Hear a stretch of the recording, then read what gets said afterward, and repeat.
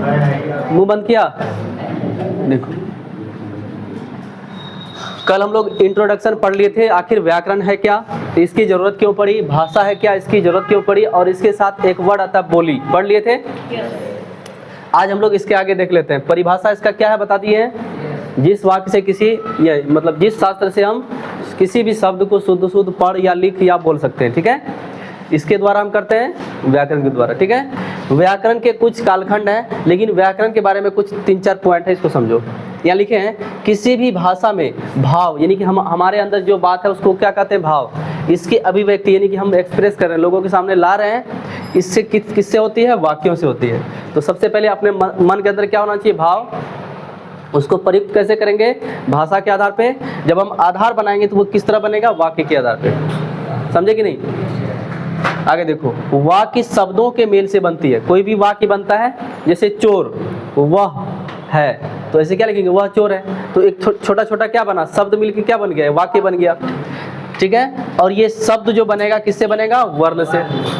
बात समझे। चोर में क्या लगेगा, च ओ का र, चोर। तो ये एक एक छोटा छोटा क्या है, एक वर्ण है। तो वर्ण से मिलके क्या बना, शब्द, और कई शब्द मिलके क्या बन गया, वाक्य नहीं बना। इससे हम क्या करते हैं, अपनी अभिव्यक्ति को लोगों के सामने प्रकट करते हैं। आगे देखो, इसी तरह वाक्य, शब्द और वर्ण के भाषा के मूल आधार हैं। यानी कि भाषा के ये 3 आधार हो गए, वाक्य, शब्द और वर्ण। इसका मतलब है आपको हिंदी पढ़ने के लिए सबसे पहले क्या पढ़ना होगा, वर्ण, फिर उसके बाद शब्द, फिर उसके बाद, इसीलिए छोटा बच्चा जब भी पढ़ता है पहले एक एक वर्ण पढ़ता है। छोटका लिखा रहेगा क, अब बड़का रहेगा कबूतर, चित्र रहता है कि नहीं। वो छोटा बच्चा को वर्ण से कांटेक्ट कराना है, लेकिन इसको ये स्पेलिंग याद नहीं कराना है, उसको मतलब ये बताना है कि इससे कुछ बना है, ठीक है। तुम लोग कभी वही वर्कआउट करते हैं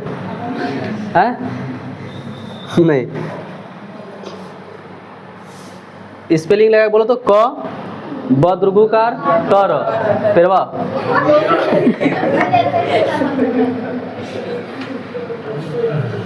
छोटा बच्चा सब ऐसे लिखता पढ़ता है, दुर्गई ख केतारी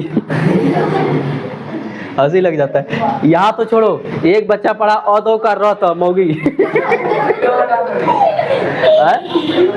बनने दो ऐसा है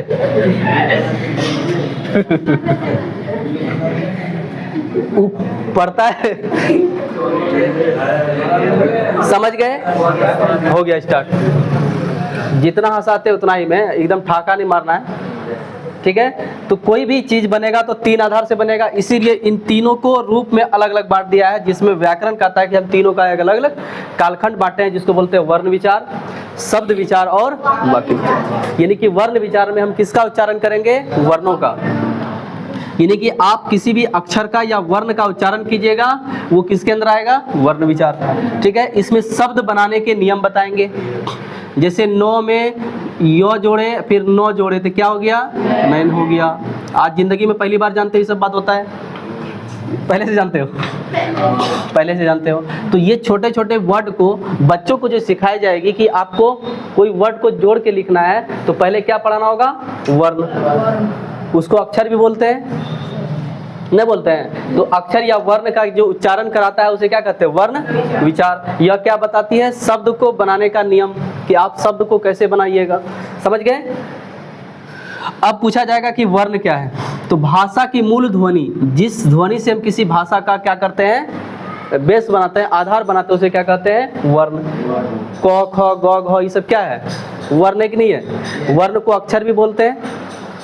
तो पूछेगा कि वर्ण क्या, बता दोगे, तो बोलेंगे भाषा की मूल ध्वनि को क्या कहते हैं, लेकिन नोट में लिखा रहेगा वर्ण का टुकड़ा नहीं होता है, समझ गए। बताओ, 9 का टुकड़ा होगा, लेकिन नयन का टुकड़ा हो गया, रथ का टुकड़ा हो जाएगा, घर का हो जाएगा, तुम लोग का हो जाएगा, ठीक है। वर्ण समझ गए कितने होते हैं, ये क्या होता है समझ गए। ये वर्ण की संख्या है टोटल 52, क ख से लेके ए तक, याद है सबको, किसको याद है। बचपन में बोकराद आदमी सब पूछता था कैसो पढ़े हो, तो 300, तालाब सा मूर्धन सा और दंस, वही 300 पढ़े क्या। तो वर्ण जो संख्या होती है कितना होता है 52, जिसमें से इस वर्ण को 2 भाग में बांटा है। कितने भाग में?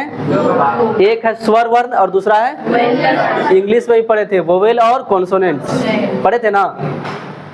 स्वर वर्ण की संख्या 11 है, बाकी जो बच गया 41 क्या हो गया? व्यंजन। तो स्वर वर्ण केवल याद तुम लोग को रखना, क्या क्या है? अ आ हर्षई दुर्गई हर्षय दुर्गय री, ए ऐ ओ औ, अनुस्वर अभिसर्ग अलग चले जाता है। ये टोटल कितना हो गया? परिभाषा समझो, स्वर वर्ण किसी अन्य वर्णों की मदद नहीं लेती है और व्यंजन वर्ण किसी अन्य स्वर वर्ण की मदद ले लिया जाता है। दोनों का परिभाषा याद हुआ? ऐसे समझाने के लिए बता रहे हैं, इसको लिखना भी है तुम लोग को। पूछेगा कि स्वर वर्ण किसे कहेंगे? ऐसा वर्ण जो केवल खुद ही अपने आप में क्या बना लेती है? एक वर्ण बना लेती है बिना किसी की मदद से। दूसरा व्यंजन पूछे तो व्यंजन वर्ण स्वर वर्ण की मदद से अपना बनाती है क्या चीज? एक वर्ण।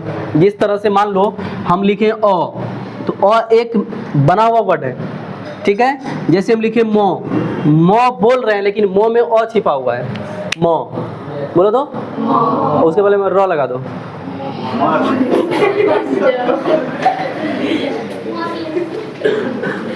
कोई डाउट है बताओ? तो ये था हमारा वर्ण विचार। अब इसके लिए हम लोग वर्ण को अलग अलग से पढ़ते हैं। कोई डाउट है? डाउट है पूछो। याद हुआ? तो पूछेगा कि वर्ण की संख्या हिंदी में अल्फाबेट की संख्या, इंग्लिश में क्या बोला 11? उसको खींच के लाओ। करण बोला, वही पीछे देख रहा है।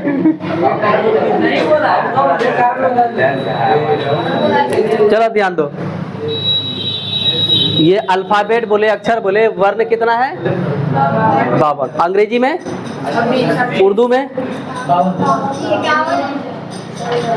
उर्दू में क्या है?